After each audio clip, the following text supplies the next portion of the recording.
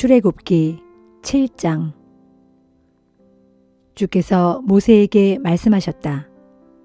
보라, 내가 너를 파라오에게 하나님 같은 존재로 만들었다.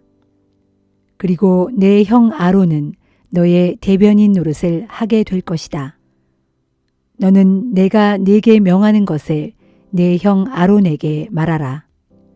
그러면 아론은 파라오에게 이스라엘 백성들을 이집트 땅에서 내보내달라고 말할 것이다. 나는 파라오의 마음을 완고하게 만들 것이다. 또한 나는 이집트 땅에서 많은 이적의 표징들과 놀라운 일들을 행할 것이다. 하지만 파라오는 너희의 말을 듣지 않을 것이다. 그때 나는 손을 들어 이집트에 강력한 심판을 내릴 것이다. 나는 나의 군대요 내 백성인 이스라엘 사람들을 이집트 땅에서 이끌어낼 것이다. 내가 손을 뻗어 이집트를 호되게 내리쳐 이스라엘 백성들을 그 땅에서 이끌어낼 때야 이집트 사람들은 비로소 내가 주라는 것을 알게 될 것이다. 모세와 아론은 주께서 그들에게 명하신 대로 하였다. 모세와 아론이 파라오에게 주의 말씀을 전할 당시 모세는 80세였고 아론은 83세였다. 주께서 모세와 아론에게 말씀하셨다. 파라오가 너희에게 이적을 보이라고 요구할 것이다. 그러면 모세 너는 아론에게 지팡이를 파라오 앞에 던지라고 하여라. 그 지팡이가 뱀으로 변할 것이다. 모세와 아론은 파라오에게 나아가 주께서 명하신 대로 했다. 아론이 파라오와 그의 신하들 앞에 지팡이를 던지자 지팡이가 뱀이 되었다. 파라오는 이집트의 현자들과 마술사들을 불러들였다. 이집트의 마술사들도 자신들의 비법을 써서 똑같은 일을 행하였다. 이집트의 마술사들이 저마다 자기 지팡이를 던지니 그 지팡이들이 뱀이 되었다. 그러나 아론의 지팡이가 그들의 지팡이들을 모두 삼켜버렸다. 그래도 파라오의 마음이 완고해져서 모세와 아론의 말을 듣지 않았다. 주께서 말씀하신 대로였다. 주께서 모세에게 말씀하셨다. 파라오가 고집을 꺾지 않고 내 백성을 내보내지 않는구나. 너는 아침에 파라오가 강가로 나올 무렵 그에게 가라. 강가 제방에서 파라오가 오기를 기다리고 있다가 뱀으로 변했던 그 지팡이를 손에 쥐고 너는 파라오에게 이렇게 일러라. 히브리 사람들의 하나님이신 주께서 저를 당신에게 보내셔서 내 백성을 내보내어 광야에서 주께 예배하게 하라고 말씀하셨습니다. 하지만 왕께서는 아직까지도 그 말씀을 듣지 않으셨습니다. 그러므로 주께서는 자신이 친히 주라는 것을 왕으로 하여금 알게 하실 것이라고 이르셨습니다. 보십시오.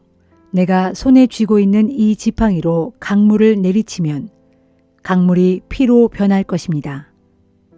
강 속의 물고기들은 모조리 죽을 것이고 강에서는 악취가 코를 찌를 것입니다. 이집트 사람들은 그 물을 마시지 못하게 될 것입니다. 주께서 또 모세에게 말씀하셨다.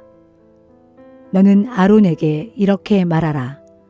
지팡이를 들고 이집트 땅에 있는 모든 물을 향하여 손을 펴라. 강이나 수로나 연못 위로, 물이 고여있는 모든 곳 위로 손을 펴라. 그러면 모든 물들이 피로 변할 것이다. 이집트 온 땅이 피로 변할 것이다. 나무 그릇이나 돌 항아리에 담겨 있는 물까지 모조리 피로 변할 것이다.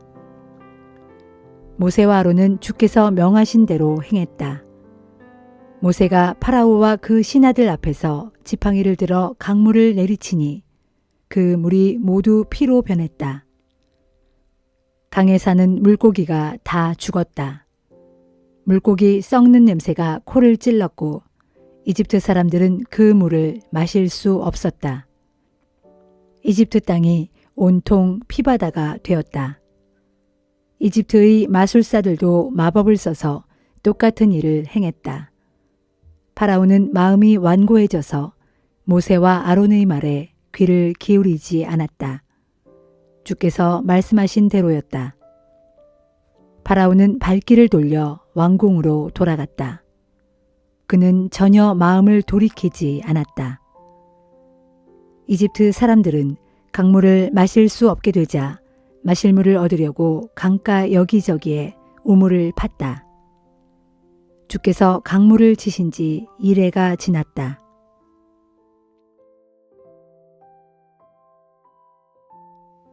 누가복음 10장.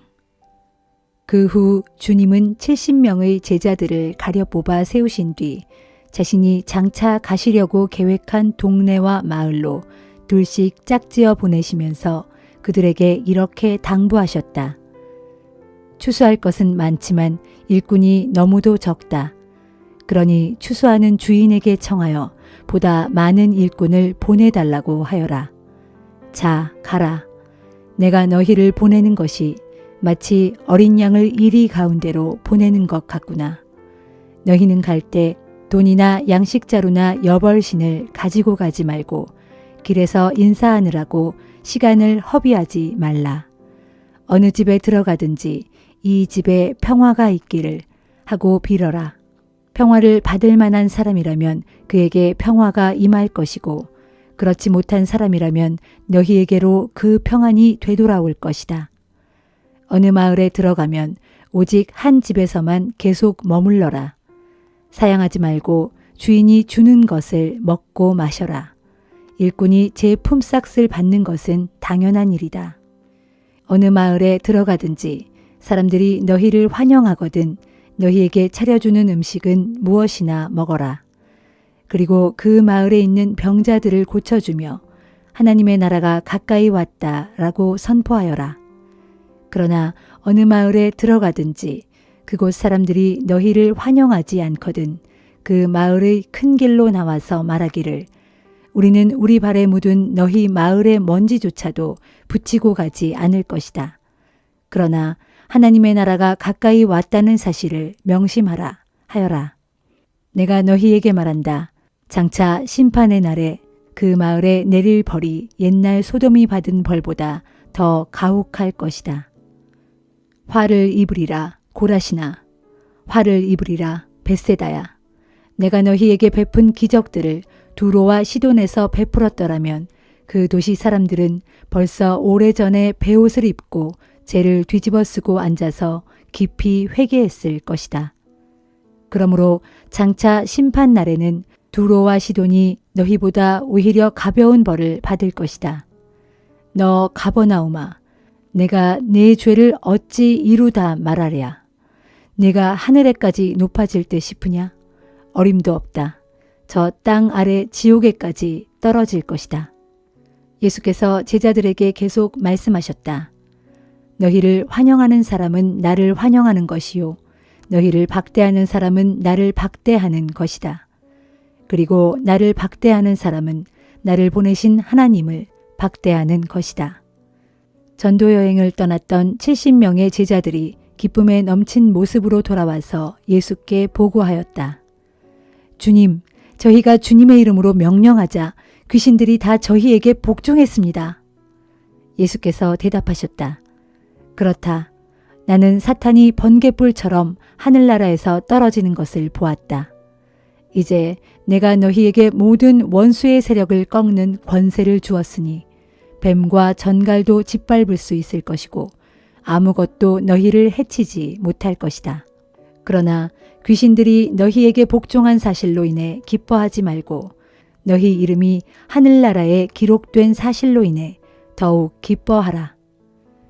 그때 예수께서 성령으로 기쁨이 충만하여 말씀하셨다. 하늘과 땅의 주인이신 아버지, 아버지께 찬양을 드립니다. 아버지께서는 이 모든 것을 똑똑하고 지식이 많은 자들에게는 감추시고 어린아이들에게는 밝히 나타내 보이셨습니다. 그렇습니다. 아버지, 감사합니다. 바로 이것이 아버지께서 기뻐하시는 아버지의 은혜로운 뜻입니다. 아버지께서는 모든 것을 내게 맡겨주셨습니다. 아버지 외에는 아들을 참으로 아는 이가 없고 또 아들 및 그 아들이 아버지를 나타내 보이려고 선택한 사람들 외에는 참으로 아버지를 아는 이가 없습니다. 그러고 나서 예수께서는 12 제자를 향해 조용히 말씀하셨다. 너희가 지금 보고 있는 것을 보는 눈은 참으로 복이 있다. 많은 예언자들과 옛 왕들이 너희가 지금 보고 있는 것을 보고자 했지만 보지 못하였고 너희가 지금 듣고 있는 것을 듣고자 했지만 듣지 못하였다. 하루는 어떤 율법 교사가 예수를 떠보려고 이렇게 물었다. 선생님, 사람이 영원한 생명을 얻으려면 어떻게 해야 합니까? 예수께서 그에게 되물으셨다. 모세의 율법에는 어떻게 하라고 되어 있소? 그 율법 교사가 대답했다. 내 마음을 다하고 내 목숨을 다하고 내 힘을 다하고 내 뜻을 다하여 주 너의 하나님을 사랑하라 하였고 또 내 이웃을 내 몸과 같이 사랑하라 하였습니다. 예수께서 말씀하셨다. 옳소. 그렇게 행하시오. 그리하면 영원한 생명을 얻을 것이오. 그러자 그 율법 교사는 짐짓 자기가 옳다는 것을 드러내려고 예수께 다시 물었다. 그러면 내 이웃은 누구입니까? 예수께서는 비유를 들어 대답하셨다. 어떤 사람이 예루살렘에서 여리고로 내려가다가 강도를 만났소. 강도들은 그 사람이 가진 것을 몽땅 빼앗은 다음 그를 때려서 거의 죽게 만들어 놓고 달아났소. 그때 마침 한 유대인 제사장이 그 길로 내려가게 되었소.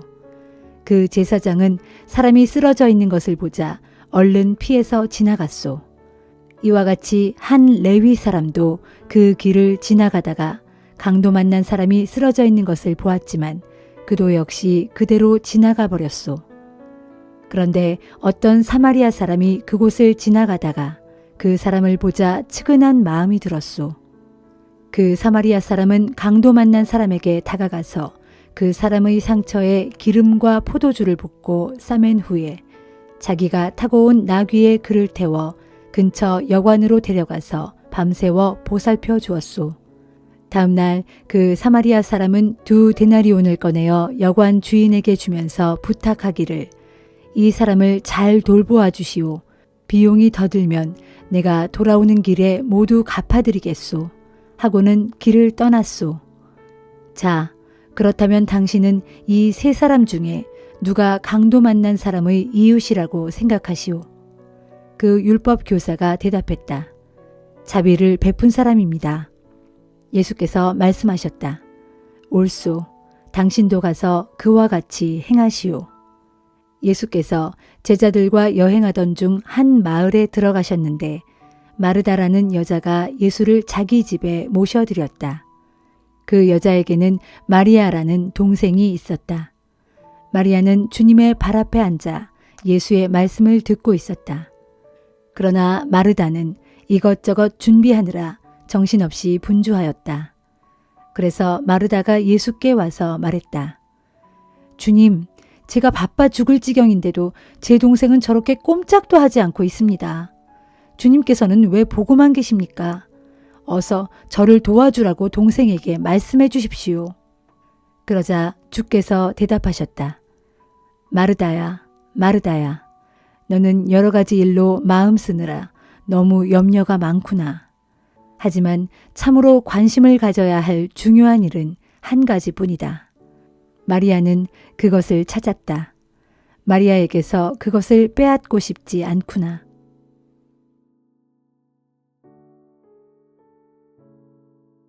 욥기 24장.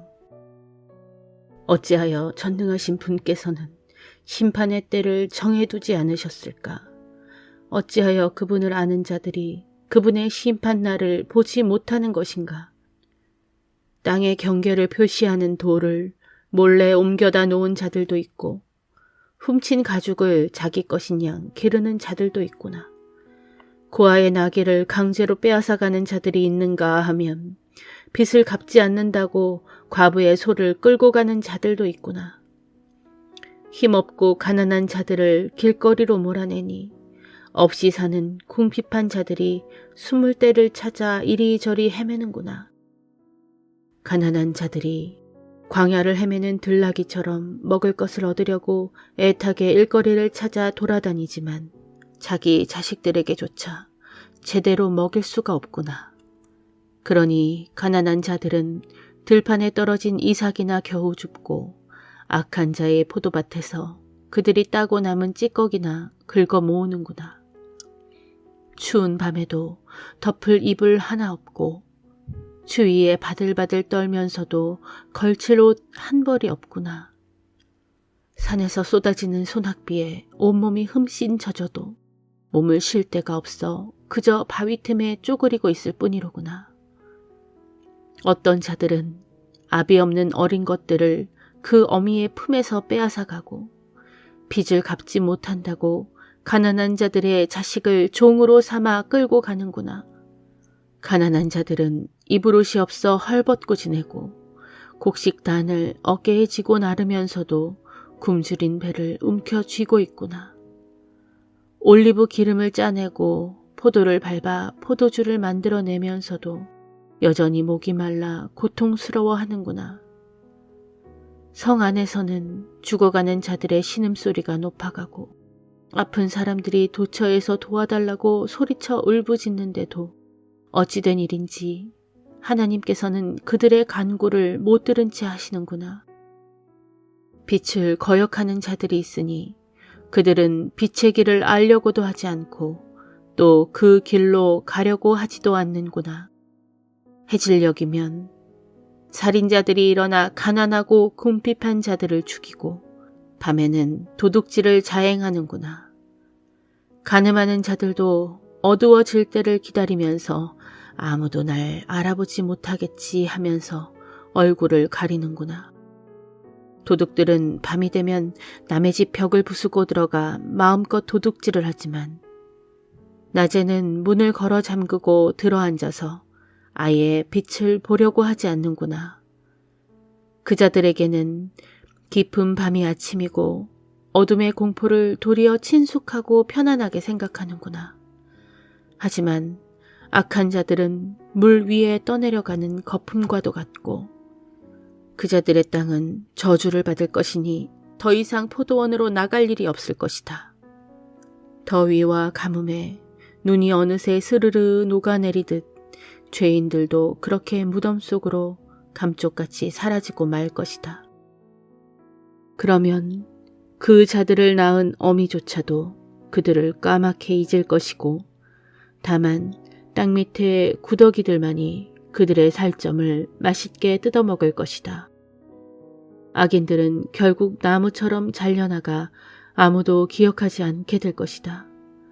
그 자들은 아이를 낳지 못하는 여자들을 학대하고 과부들을 동정하기는커녕 등쳐먹고 살았으니 어찌 이 같은 심판을 피할 수 있겠느냐.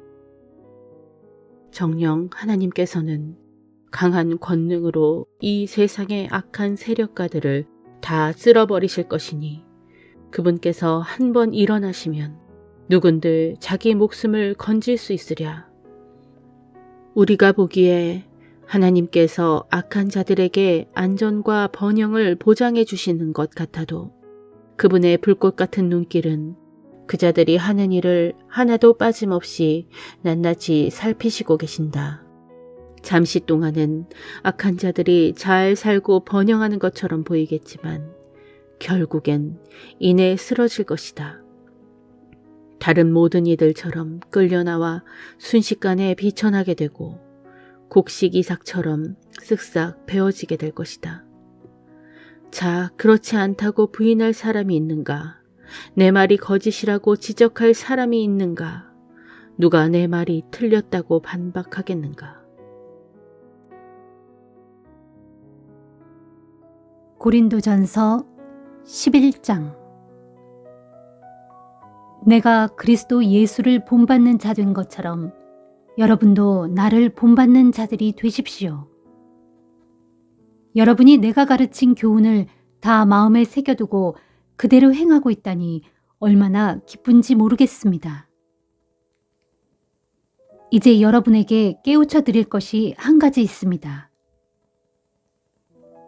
여자의 머리는 남자이고 모든 남자의 머리는 그리스도이시며 그리스도의 머리는 하나님이시라는 사실입니다.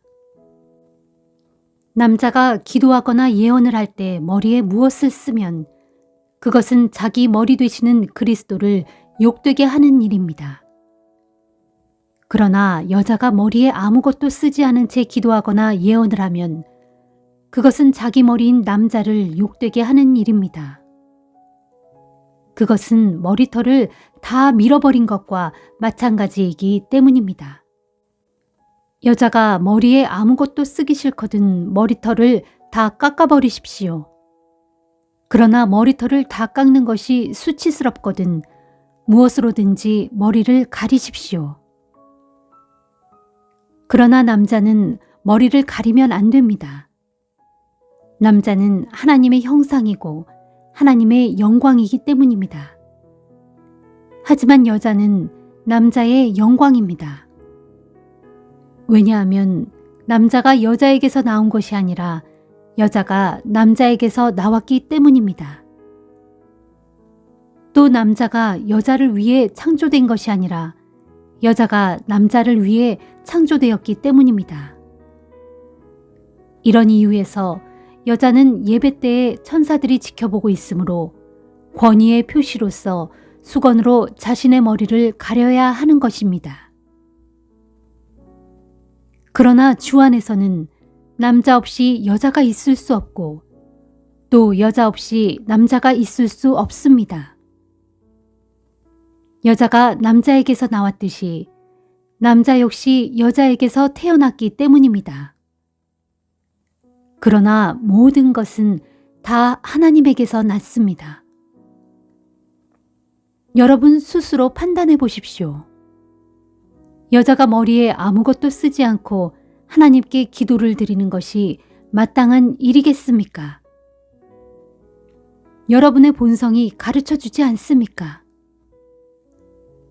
곧 남자가 긴 머리를 하는 것은 그에게 수치가 되지만 여자가 긴 머리를 하는 것은 그녀에게 자랑이 되지 않습니까?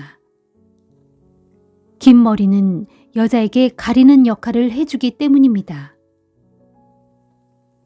이 문제를 두고 의견을 달리하는 사람이 있더라도 나는 더 이상 설명하지 않겠습니다. 어쨌든 여자가 머리에 아무것도 쓰지 않고 기도하거나 예언하는 관습은 우리에게는 없고 하나님의 교회에도 없기 때문입니다. 이제 내가 다루는 문제에 대해서는 여러분을 칭찬할 수 없습니다. 그것은 여러분의 모임이 유익하지 않고 도리어 해롭게 느껴지기 때문입니다. 무엇보다도 여러분이 교회에서 모일 때 분열이 있다고 들리는데 나는 이것이 어느 정도는 사실이라고 믿습니다. 물론 여러분 가운데 누가 하나님 보시기에 합당한 사람이냐를 가리려면 어쩔 수 없이 분파도 생길 것입니다. 그렇지만 여러분이 분열되어 있으니 여러분이 함께 모여 식사를 나눈다고 해도 그것은 주의 만찬이라고 할 수 없습니다. 또 먹을 때에 여러분이 가져온 음식을 모두 함께 나누어 먹지 않고 각자 자기 것을 먼저 먹어버리므로 어떤 사람은 배가 고프게 되고 어떤 사람은 너무 많이 마셔 술에 취해버립니다. 여러분에게 마음 놓고 먹고 마실 집이 없습니까? 아니면 하나님의 교회를 하찮게 여겨 자기 음식을 가져올 수 없는 가난한 사람들을 창피스럽게 만들 작정입니까? 내가 여러분에게 어떤 말을 해야 하겠습니까? 이 일에 대해 여러분을 칭찬해야 합니까? 결코 그럴 수 없습니다. 내가 여러분께 전한 것은 주께 받은 것입니다. 곧 주 예수께서 배반을 당하셔서 잡히시던 날 밤에 주께서는 빵을 손에 드시고 아버지 하나님께 감사기도를 드리신 후에 그 빵을 떼어서 제자들에게 나누어 주시며 말씀하셨습니다. 이것은 너희를 위한 내 몸이다. 이것을 행하여 나를 기념하여라. 또 식사 후에 포도주 잔을 손에 들고 감사 기도를 드리신 다음 제자들에게 말씀하셨습니다. 이 잔은 내 피로 세우는 새 언약이다. 너희는 이것을 행하여 마실 때마다 나를 기념하여라. 그러므로 여러분이 이 빵을 먹고 이 잔을 마실 때마다 주께서 우리를 위해 죽으신 의미를 주가 다시 오실 때까지 선포하는 것입니다. 그러므로 누구든지 합당하지 않은 태도로 주의 빵을 먹거나 주의 잔을 마시는 사람이 있다면 그 사람은 주의 몸과 피를 모욕하는 죄를 범하는 것입니다. 그러므로 주의 빵을 먹거나 주의 잔을 마시기 전에 먼저 자기 자신을 주의 깊게 돌아보아야 합니다. 만일 누군가가 그 빵과 잔이 주의 몸임을 분별하지 못한 채 먹고 마신다면 그는 자기 자신에게 임할 심판을 먹고 마시는 것입니다. 여러분 가운데 허약한 사람과 병든 사람, 그리고 죽은 사람들이 많은 것은 바로 이러한 이유 때문입니다. 그러나 우리가 스스로를 주의 깊게 살펴 분별력을 가진다면 우리는 심판을 받지 않을 것입니다. 지금 우리가 주께 심판을 받는 것은 주께서 우리를 이 세상 사람들과 함께 정죄받지 않게 하시려고 우리를 단련시키시는 것입니다. 그러므로 나의 형제들이여, 여러분이 주의 성만찬을 하기 위해 모일 때에는 서로 기다려 주십시오. 만일 배가 고프거든 집에서 미리 식사를 하고 오십시오. 그래서 여러분이 함께 모여 주의 성만찬을 하는 일로 인해 심판을 받는 일이 없도록 하십시오. 그 밖에 다른 문제들은 내가 직접 가서 일러드리겠습니다.